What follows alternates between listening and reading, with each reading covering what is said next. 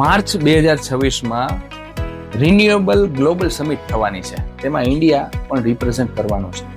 ભારતની વર્તમાન power capacity 500 gigawatt છે, જેમાંથી 50 ગીગાવોટ એટલે કે 50 ગીગાવોટ્સ હાઇડ્રો પાવર પ્રોડ્યુસ કરે છે.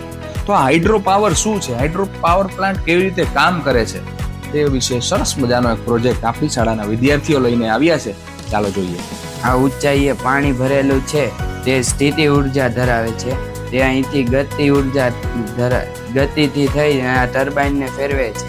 તે બેયનો સરવાળો થઈ અને આ યાંત્રિક ઉર્જા થાય છે. તેનો ઉપયોગ આપણે આ રોડના લાઇટ અથવા તો તે કોઈ બીજી અન્ય જગ્યા પર કરવામાં લઈ શકીએ છીએ.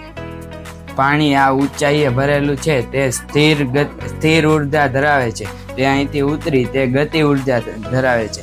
તે આ ટર્બાઇનને ફેરવે છે અને તે બેયનો સરવાળો થઈ યાંત્રિક ઉર્જા ધરાવે છે. તે યાંત્રિક ઉર્જાથી વીજળી ઉત્પન્ન કરી શકીએ છીએ. તેનાથી આ રોડની લાઇટો અથવા તો અન્ય કોઈ જગ્યા પર તેનો ઉપયોગ કરી શકીએ છીએ.